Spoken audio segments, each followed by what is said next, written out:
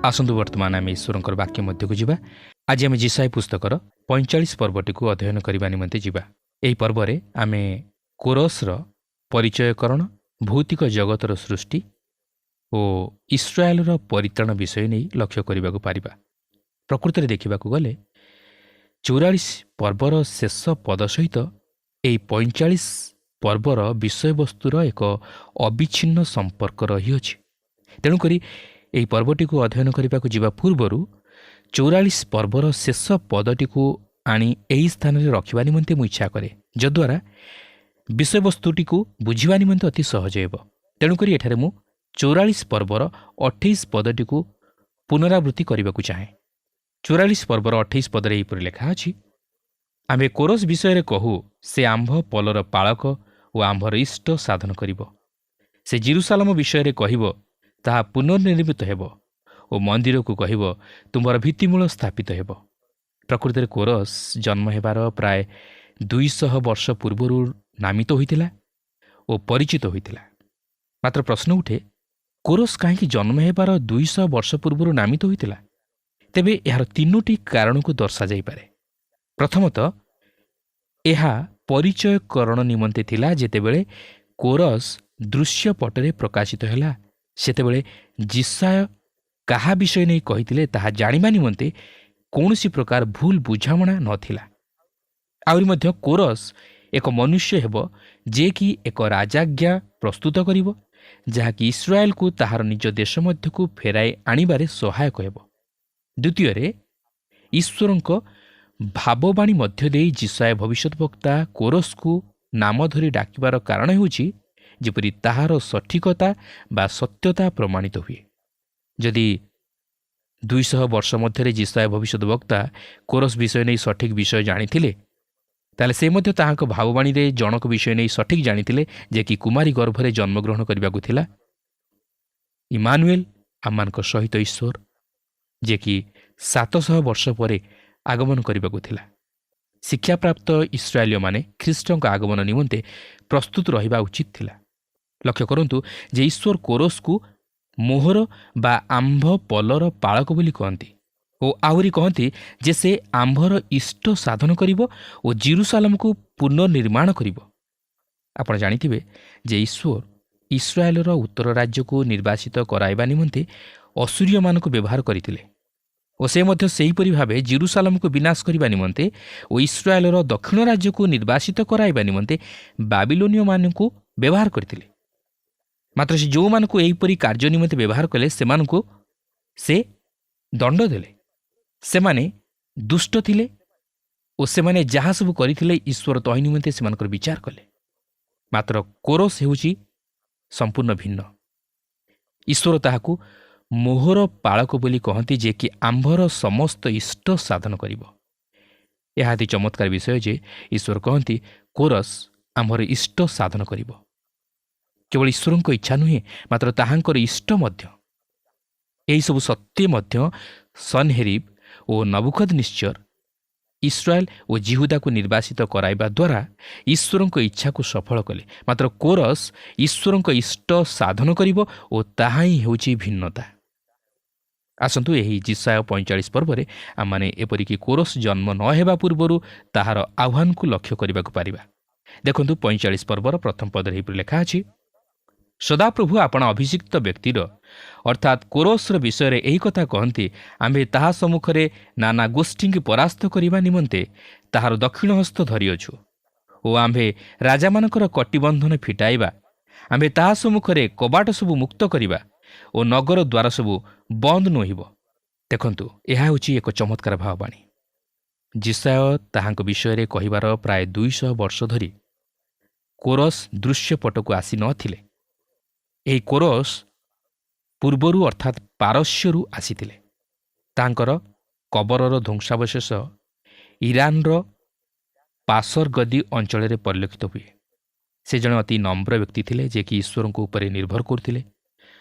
ଆଉ ଅତୀତର ଅଧିକାଂଶ ମହାନ ଶାସକମାନେ ମିଥ୍ୟାବାଦୀ ଓ ଦାମ୍ଭିକ ଥିଲେ। ମାତ୍ର କୋରସ ଭିନ୍ନ ବ୍ୟକ୍ତି ଥିଲେ। ସେ କୌଣସି ମହାନ ଦାବି କରିନଥିଲେ। ସେ ଗର୍ବ କରୁନଥିଲେ, ମାତ୍ର ତଥାପି ସେ ଜଗତକୁ ଅଧିକାର କଲେ। ଆହୁରି ମଧ୍ୟ ଲକ୍ଷ୍ୟ କରନ୍ତୁ, ଈଶ୍ୱର କୋରସକୁ ତାହାଙ୍କର ଅଭିଷିକ୍ତ ବୋଲି କହନ୍ତି, ଏକ ସଂଜ୍ଞା ଯାହାକି କେବଳ ପ୍ରଭୁ ଯୀଶୁଖ୍ରୀଷ୍ଟଙ୍କ ନିମନ୍ତେ ପ୍ରଯୁଜ୍ୟ। ମାତ୍ର ଈଶ୍ୱର କୋରସକୁ କାହିଁକି ଏପରି ସଂଜ୍ଞା ପ୍ରଦାନ କରନ୍ତି? କାରଣ ସେ ଈଶ୍ୱରଙ୍କ ଇଚ୍ଛାକୁ ସାଧନ କରେ ଓ ଇସ୍ରାଏଲକୁ ନିର୍ବାସିତରୁ ଉଦ୍ଧାର କରେ ଓ ସେମାନଙ୍କର ପ୍ରତିଜ୍ଞାତ ଦେଶକୁ ଫେରିଯିବା ନିମନ୍ତେ ସେମାନଙ୍କୁ ଅନୁମତି ପ୍ରଦାନ କରେ। ଆହୁରି ମଧ୍ୟ ଯେଉଁ ଇସ୍ରାଏଲୀୟମାନେ ସେମାନଙ୍କ ପ୍ରତିଜ୍ଞାତ ଦେଶକୁ ଫେରିଲେ ନାହିଁ, ସେମାନେ ଯେପରି ସେମାନଙ୍କ ମଧ୍ୟରୁ ଫେରିଯାଉଥିବା ଇସ୍ରାଏଲୀୟମାନଙ୍କୁ ପ୍ରଚୁର ରୂପେ ସୁନା, ରୂପା ଓ ବହୁମୂଲ୍ୟ ବିଷୟ ସବୁ ଦାନ ଆକାରରେ ଦେବାକୁ ପାରନ୍ତି, ଏଥିନିମନ୍ତେ ସେମାନଙ୍କୁ ଉତ୍ସାହ ପ୍ରଦାନ କଲେ। ସେହି ଦୃଷ୍ଟିକୋଣରୁ ନେଇ ଚିନ୍ତା କଲେ କୋରସ ଇସ୍ରାଏଲ ନିମନ୍ତେ ଜଣେ ବିଜାତୀୟ ମସିହ ସଦୃଶ ଥିଲେ ଓ ଯେ ଆଗମନ କରିବାକୁ ଥିଲେ ତାହାଙ୍କର ଏକ ଅସ୍ପଷ୍ଟ ପ୍ରତିଛବି ଥିଲେ। ଲେଖା ଅଛି, କବାଟ ସବୁ ମୁକ୍ତ କରିବା। ଏହି ବିଷୟ ବାବିଲୋନର ଅସଂଖ୍ୟ ଦ୍ୱାରକୁ ଦର୍ଶାଏ, ଯାହାକି ଇସ୍ରାଏଲକୁ ସେମାନଙ୍କର ପ୍ରତିଜ୍ଞାତ ଦେଶ ପାଲେଷ୍ଟାଇନକୁ ଫେରିଯିବା ନିମନ୍ତେ ରୁଦ୍ଧ କରି ରଖିଥିଲା। ମାତ୍ର କୋରସ ସେହି ସମସ୍ତ ଦ୍ୱାର ସବୁକୁ ଖୋଲିଦେଲେ ଓ ଇସ୍ରାଏଲକୁ ବାହାରି ଯିବାକୁ କହିଲେ। ସେମାନେ ସେମାନଙ୍କର ନିଜର ଦେଶକୁ ଫେରିଯିବା ନିମନ୍ତେ ସ୍ୱାଧୀନତା ପାଇଲେ। ବର୍ତ୍ତମାନ କୋରସ ବିଷୟ ନେଇ ଈଶ୍ୱର ଏହିପରି କହନ୍ତି, ଯାହାକି 45 ପର୍ବର 2 ଓ 3 ପଦରେ ଏହିପରି ଲେଖା ଅଛି, ଆମ୍ଭେ ତୁମ୍ଭର ଆଗେ ଆଗେ ଗମନ କରିବା, ରଗଡ଼ା ସ୍ଥାନ ସବୁ ସମାନ କରିବା, ଆମ୍ଭେ ପିତ୍ତଳର କବାଟ ସବୁ ଭାଙ୍ଗି ଖଣ୍ଡ ଖଣ୍ଡ କରିବା ଓ ଲୌହ ଅର୍ଗଳ ସବୁ କାଟି ପକାଇବା। ପୁଣି ଆମ୍ଭେ ଅନ୍ଧକାରାବୃତ ଧନଭଣ୍ଡାର ଓ ଗୁପ୍ତ ସ୍ଥାନରେ ସଞ୍ଚିତ ସମ୍ପତ୍ତି ସବୁ ତୁମ୍ଭକୁ ଦେବା। ତହିଁରେ ତୁମ୍ଭର ନାମ ଧରି ଆହ୍ୱାନକାରୀ ଆମ୍ଭେ ଯେ ସଦାପ୍ରଭୁ ଇସ୍ରାଏଲର ପରମେଶ୍ୱର ଅଟୁ, ଏହା ତୁମ୍ଭେ ଜାଣିପାରିବ। ବାବିଲୋନର ସମସ୍ତ ଧନଭଣ୍ଡାର ଓ ସଞ୍ଚିତ ଧନ, ଯାହାକି ବାବିଲୋନର ରାଜା ଯୁଦ୍ଧରେ ସମସ୍ତ ଗୋଷ୍ଠୀୟମାନଙ୍କ ଉପରେ ଜୟଲାଭ କରି ସେହି ସମସ୍ତ ବର୍ଜିତ ବସ୍ତୁକୁ ନେଇ ଆସିଥିଲେ, ବିଶେଷରେ ଜିରୁସାଲାମର ସମସ୍ତ ଧନ, ତାହା ସବୁ କୋରସ ରାଜାର ହସ୍ତଗତ ହେଲା। 4 ଓ 5 ପଦରେ ଲେଖା ଅଛି, ଆମ୍ଭ ଦାସ ଯାକୁବ ଓ ଆମ୍ଭ ମନୋନୀତ ଇସ୍ରାଏଲ ସକାଶେ ଆମ୍ଭେ ତୁମ୍ଭର ନାମ ଧରି ତୁମ୍ଭକୁ ଡାକିଅଛୁ। ତୁମ୍ଭେ ଆମ୍ଭକୁ ନ ଜାଣିଲେ ହେଁ ଆମ୍ଭେ ତୁମ୍ଭକୁ ଉପାଧି ଦେଇଅଛୁ। ଆମ୍ଭେ ସଦାପ୍ରଭୁ, ଆଉ ଦ୍ୱିତୀୟ କେହି ନାହିଁ। ଆମ୍ଭ ଛଡ଼ା ଆଉ ପରମେଶ୍ୱର ନାହାନ୍ତି। ତୁମ୍ଭେ ଆମ୍ଭକୁ ନ ଜାଣିଲେ ହେଁ ଆମ୍ଭେ ତୁମ୍ଭର କଟିବନ୍ଧନ କରିବା। କୋରସ ସଦାପ୍ରଭୁଙ୍କୁ ଜାଣିବା ପୂର୍ବରୁ ଈଶ୍ୱର କୋରସକୁ ମନୋନୀତ କରିଥିଲେ। ତେଣୁକରି ଏହା ମଧ୍ୟ ବିଶ୍ୱାସଯୋଗ୍ୟ ଯେ କୋରସ ସତ୍ୟ ଓ ଜୀବନ୍ତ ଈଶ୍ୱରଙ୍କୁ ଜାଣିବାକୁ ପାରିଥିଲେ। ସେଥିପାଇଁ ଏଜ୍ରା ପୁସ୍ତକ 1 ପର୍ବର 2 ପଦରେ ଲେଖା ଅଛି, ପାରସ୍ୟର ରାଜା କୋରସ ଏହା କହନ୍ତି, ସଦାପ୍ରଭୁ ସ୍ୱର୍ଗର ପରମେଶ୍ୱର ପୃଥିବୀର ତାବତ୍ ରାଜ୍ୟ ଆମ୍ଭକୁ ପ୍ରଦାନ କରିଅଛନ୍ତି, ଆଉ ସେ ଜିହୁଦା ଦେଶସ୍ଥ ଜେରୁସାଲମରେ ତାହାଙ୍କ ପାଇଁ ଏକ ଗୃହ ନିର୍ମାଣ କରିବାକୁ ଆମ୍ଭକୁ ଆଜ୍ଞା କରିଅଛନ୍ତି। ଆସନ୍ତୁ ଏହାପରେ ଜଗତର ସୃଷ୍ଟି ବିଷୟ ନେଇ କିଛି ଲକ୍ଷ୍ୟ କରିବାକୁ ଯିବା। ଏଠାରେ ସୃଷ୍ଟି ବିଷୟ ନେଇ ଏକ ଚମତ୍କାର ଉକ୍ତି ପ୍ରଦାନ କରାଯାଇଅଛି। ଈଶ୍ୱର କହନ୍ତି, ଯାହାକି 45 ପର୍ବର 7 ପଦରେ ଲେଖା ଅଛି, ଆମ୍ଭେ ଦୀପ୍ତି ନିର୍ମାଣ କରୁ ଓ ଆମ୍ଭେ ଅନ୍ଧକାର ସୃଷ୍ଟି କରୁ, ଆମ୍ଭେ ଶାନ୍ତି ରଚନା କରୁ, ଅନିଷ୍ଟ ସୃଷ୍ଟି କରୁ, ଆମ୍ଭେ ସଦାପ୍ରଭୁ ଏହା ସବୁ ସାଧନ କରୁ। ପାରସ୍ୟରେ ଜୋରାଷ୍ଟ୍ରିଆନ ମତବାଦ ଏହିପରି ଶିକ୍ଷା ଦେଉଥିଲା ଯେ ମାଜଦା ହେଉଛି ଆଲୋକର ଈଶ୍ୱର। ମାତ୍ର ଈଶ୍ୱର କହନ୍ତି, ସେ ଆଲୋକ ସୃଷ୍ଟି କଲେ, କିନ୍ତୁ କୌଣସି ଦେବତା ନୁହେଁ। ପାରସ୍ୟର ଲୋକମାନେ ସତ୍ୟର ନିକଟବର୍ତ୍ତୀ ହେଉଥିଲେ। ଅନେକ ମଧ୍ୟ ଆଶ୍ଚର୍ଯ୍ୟ ହେଉଥିଲେ ଯେ ସେମାନେ କାହିଁକି ପ୍ରତିମା ପୂଜା ମଧ୍ୟରେ ଏକ ଦେବତାକୁ ପୂଜା କଲେ। ତେବେ ଆପଣ ଜାଣି ରଖିବା ଉଚିତ ଯେ ସେମାନେ ଇସ୍ରାଏଲ ଜାତିର ସଂସ୍ପର୍ଶରେ ଆସିଥିଲେ ଓ ଇସ୍ରାଏଲ ଜଗତ ପ୍ରତି ସାକ୍ଷ୍ୟ ସ୍ୱରୂପ ଥିଲା। ଜୋରାଷ୍ଟ୍ରିଆନର ମଧ୍ୟରେ ଅଇରମ୍ୟାନ ଥିଲା ଅନ୍ଧକାର, ଯିଏକି ଦୁଷ୍ଟତାର ଦେବତା। ଅନ୍ଧକାର ସୃଷ୍ଟି କରିବାରେ ଈଶ୍ୱର ମଧ୍ୟ ଦାୟିତ୍ୱ ବହନ କରନ୍ତି। ଈଶ୍ୱର କହନ୍ତି, ଆମ୍ଭେ ଅନିଷ୍ଟ ସୃଷ୍ଟି କରୁ। ତେବେ ଏହି ଘଟଣାରେ ଏହି ଅନିଷ୍ଟ ଶବ୍ଦଟି ଦୁଷ୍ଟତାକୁ ପ୍ରକାଶ କରେ ନାହିଁ, ମାତ୍ର ବରଂ ଦୁଃଖ, ସମସ୍ୟା କିମ୍ବା କ୍ଲେଶର ବିଷୟକୁ ପ୍ରକାଶ କରେ, ଯାହାକି ଦୁଷ୍ଟତାର ଫଳ ବା ପାପର ଫଳ। ରୋମିଓ 6 ପର୍ବର 23 ପଦରେ ଲେଖା ଅଛି, ପାପର ବେତନ ମୃତ୍ୟୁ। ଆପଣ ଯଦି ପାପରେ ଲିପ୍ତ ରୁହନ୍ତି, ତାହେଲେ ଦିନେ ଆପଣଙ୍କୁ ତହିଁର ପରିଣାମ ଭୋଗ କରିବାକୁ ହେବ। ଅନ୍ୟ ଅର୍ଥରେ କହିବାକୁ ଗଲେ ଈଶ୍ୱର କହିବାକୁ ଚାହାନ୍ତି ଯେ ସବୁକିଛି ତାହାଙ୍କର ଅଧୀନ। କୌଣସି ବିଷୟ ତାହାଙ୍କର ଅଧୀନ ମଧ୍ୟରୁ ବାହାରକୁ ଯାଇପାରେ ନାହିଁ ଓ ସେ ମଧ୍ୟ ଅନ୍ଧକାରର ବିଷୟ ସବୁକୁ ତାହାଙ୍କର ଆୟତ୍ତାଧୀନ କରି ପାପୀ ତଥା ଦୁଷ୍ଟ ଓ ଅଧାର୍ମିକମାନଙ୍କୁ ତହିଁର ପ୍ରତିଫଳ ଦିଅନ୍ତି। ସେ ପ୍ରତ୍ୟେକଙ୍କର ବିଚାର କରନ୍ତି। ତେଣୁକରି ସେ ଏଠାରେ କହନ୍ତି ଯେ ସେ ହେଉଛନ୍ତି ଜଣେ ଯେ କି ଆଲୋକ ଓ ଅନ୍ଧକାର ସୃଷ୍ଟି କରନ୍ତି। ସେ ଜୋରାଷ୍ଟ୍ରିଆନମାନଙ୍କୁ ଅର୍ଥାତ୍ ଯେଉଁମାନେ ଆଲୋକର ଦେବତାକୁ ପୂଜା କରନ୍ତି ସେମାନଙ୍କୁ ଉତ୍ତର ଦିଅନ୍ତି। ଈଶ୍ୱର କହନ୍ତି, ମୁଁ ତୁମମାନଙ୍କୁ ଜଣାଇ ଦେବାକୁ ଚାହେଁ ଯେ ଆଲୋକ ଦେବତା ନୁହେଁ, ମାତ୍ର ମୁଁ ଏହାକୁ ସୃଷ୍ଟି କରିଅଛି। ଆଜି ଅନେକ ସୂର୍ଯ୍ୟ, ଚନ୍ଦ୍ର, ଗ୍ରହ, ନକ୍ଷତ୍ରମାନଙ୍କୁ ପୂଜା କରନ୍ତି। ସେଗୁଡ଼ିକୁ ଦେବତା ରୂପେ ମାନ୍ୟ କରନ୍ତି, ମାତ୍ର ଈଶ୍ୱର ସେମାନଙ୍କୁ ସୃଷ୍ଟି କରିଅଛନ୍ତି। 45 ପର୍ବର 9 ପଦରେ ଏହିପରି ଲେଖା ଅଛି, ଯିଏ ଆପଣା ସୃଷ୍ଟିକର୍ତ୍ତାଙ୍କ ସଙ୍ଗେ ବିରୋଧ କରେ ସେ ସନ୍ତାପର ପାତ୍ର। ପୃଥିବୀର ଖପରା ମଧ୍ୟରେ ଖଣ୍ଡେ ଖପରା ମାତ୍ର। ମୃତ୍ତିକା କ'ଣ ତାର ଗଢ଼ିବା ଲୋକକୁ କହିବ, ତୁମେ କ'ଣ ନିର୍ମାଣ କରୁଅଛ? ବା ତୁମ୍ଭର କର୍ମ କ'ଣ କହିବ, ତାହାର ହସ୍ତ ନାହିଁ? ପ୍ରିୟ ବନ୍ଧୁ, ଈଶ୍ୱରଙ୍କ ସହିତ ବିରୋଧ କରି ମନୁଷ୍ୟ କିଛି ପାଏ ନାହିଁ, ବରଞ୍ଚ ସେ ବିଫଳ ହୁଏ। ସେ ସବୁକିଛି ହରାଇ ବସେ। ଈଶ୍ୱର କହନ୍ତି, ମୋ ସହିତ ଖେଳ ଖେଳ ନାହିଁ, ମୋ ସହିତ ବିବାଦ କର ନାହିଁ। ଆଉ ଭାବ ନାହିଁ ଯେ ତୁମେମାନେ ମୋ ସହିତ ବିବାଦ କରିପାରିବ। ତେଣୁ ତୁମେମାନେ ଯେପରି ଈଶ୍ୱରଙ୍କ ଦ୍ୱାରା ବିଚାରିତ ନ ହୁଅ, ଏଥି ନିମନ୍ତେ ତୁମମାନଙ୍କର ସମସ୍ତ ବିଷୟ ଈଶ୍ୱରଙ୍କ ନିକଟରେ ସମାଧାନ କରିବା ନିମନ୍ତେ ଚେଷ୍ଟା କର। ସେଥିପାଇଁ ଯିଶାୟା ଭବିଷ୍ୟତ ବକ୍ତା ତାଙ୍କର ପ୍ରଥମ ପର୍ବର 18 ପଦରେ ଏହିପରି ପ୍ରକାଶ କରନ୍ତି, ସଦାପ୍ରଭୁ କହନ୍ତି, ଆସ ଆମ୍ଭେମାନେ ଉତ୍ତର ପ୍ରତ୍ୟୁତ୍ତର କରୁ। ତୁମମାନଙ୍କର ପାପ ସବୁ ସିନ୍ଦୁର ବର୍ଣ୍ଣ ପରି ହେଲେ ହିମ ପରି ଶୁକ୍ଳ ବର୍ଣ୍ଣ ହେବ। ସେସବୁ ଲୋହିତ ବର୍ଣ୍ଣ ପରି ରଙ୍ଗ ହେଲେ ମେଷ ଲୋମ ପରି ହେବ। ତେଣୁ ପ୍ରିୟ ବନ୍ଧୁ, ଆପଣ ଈଶ୍ୱରଙ୍କ ସହିତ ଖେଳ ଖେଳିପାରିବେ ନାହିଁ, କାରଣ ତାହାଙ୍କ ନିକଟରେ ସବୁକିଛି ଜଣା। ସେ ସବୁକିଛି ଜାଣନ୍ତି, ମାତ୍ର ଆପଣ ତାହାଙ୍କୁ ଭୁଲାଇ ପାରିବେ ନାହିଁ, କି ଆପଣ ତାହାଙ୍କ ଦୃଷ୍ଟିରେ କୌଣସି ବିଷୟକୁ ଗୁପ୍ତ ରଖିପାରିବେ ନାହିଁ। ଆଉ ବର୍ତ୍ତମାନ ସଦାପ୍ରଭୁ ଆଉ ଏକ ଦାବି କରନ୍ତି। ଦେଖନ୍ତୁ 45 ପର୍ବର 12 ପଦରେ ଲେଖା ଅଛି, ଆମ୍ଭେ ପୃଥିବୀ ନିର୍ମାଣ କରିଅଛୁ ଓ ତହିଁ ମଧ୍ୟରେ ମନୁଷ୍ୟର ସୃଷ୍ଟି କରିଅଛୁ। ଆମ୍ଭର ହସ୍ତ ହିଁ ଆକାଶମଣ୍ଡଳ ବିସ୍ତୀର୍ଣ୍ଣ କରିଅଛି ଓ ତହିଁର ସକଳ ସୈନ୍ୟ ସାମନ୍ତକୁ ଆମ୍ଭେ ଆଜ୍ଞା ଦେଇଅଛୁ। ଏଠାରେ ଏକ ଚମତ୍କାର ବିଷୟ ଲକ୍ଷ୍ୟ କରିବେ ଯେ ଈଶ୍ୱର କହନ୍ତି, ଆମ୍ଭର ହସ୍ତ ହିଁ ଆକାଶମଣ୍ଡଳ ବିସ୍ତୀର୍ଣ୍ଣ କରିଅଛି। ଏହା ଅକସ୍ମାତ୍ ନୁହେଁ, ଏହା ଈଶ୍ୱରଙ୍କ ଯୋଜନା ଅନୁଯାୟୀ ନିରୂପିତ। ଈଶ୍ୱର ଏହାକୁ ନିଜ ହସ୍ତରେ ନିର୍ମାଣ କରିଅଛନ୍ତି। ସେ ଏହାକୁ ନିଜ ହସ୍ତରେ ବିସ୍ତୀର୍ଣ୍ଣ କରିଅଛନ୍ତି। ଏହି ସମସ୍ତ ତାହାଙ୍କର ଅଧୀନ। ସେ ନିଜର ଇଚ୍ଛା ଅନୁଯାୟୀ ତାହା ନିର୍ମାଣ କରିଅଛନ୍ତି। ତେଣୁ ଈଶ୍ୱର ଯେତେବେଳେ କହନ୍ତି ଯେ ସେ ଏହିସବୁ ନିର୍ମାଣ କରିଅଛନ୍ତି, ଆମେ ତହିଁରେ ପ୍ରଶ୍ନ କରିବା ବା ଅବିଶ୍ୱାସ କରିବା ଠିକ୍ ନୁହେଁ। ତାହାଙ୍କର ବାକ୍ୟ ଦ୍ୱାରା ସେ ସବୁକିଛି ସାଧନ କଲେ। ତେଣୁ ତାହାଙ୍କ ବାକ୍ୟ ବ୍ୟତୀତ ଆମେ ଅନ୍ୟ କୌଣସିଠାରୁ ତହିଁର ଉପଯୁକ୍ତ ବା ଯଥାର୍ଥ ଉତ୍ତର ପାଇପାରିବା ନାହିଁ। ଆସନ୍ତୁ ଏହାପରେ ତୃତୀୟ ବିଭାଗ ମଧ୍ୟକୁ ଯିବା, ଯାହାକି ଇସ୍ରାଏଲ ବିଷୟରେ ସମସ୍ତ ସମୟ ଧରି ଏକ ଧାରାବାହିକ ବିବରଣୀ ପ୍ରଦାନ କରେ। ଈଶ୍ୱର ଚାହାନ୍ତି ନାହିଁ ଆମେ ଯେପରି ଏହି ବିଷୟକୁ ଭୁଲିଯାଉ। 45 ପର୍ବର 17 ପଦରେ ଏହିପରି ଲେଖା ଅଛି, ମାତ୍ର ଇସ୍ରାଏଲ ସଦାପ୍ରଭୁଙ୍କ ଦ୍ୱାରା ଅନନ୍ତ କାଳସ୍ଥାୟୀ ପରିତ୍ରାଣ ପ୍ରାପ୍ତ ହେବ। ତୁମେମାନେ ଯୁଗ ଯୁଗାନ୍ତ ଯାଏ ଲଜ୍ଜିତ କିମ୍ବା ଘାବରା ହେବ ନାହିଁ।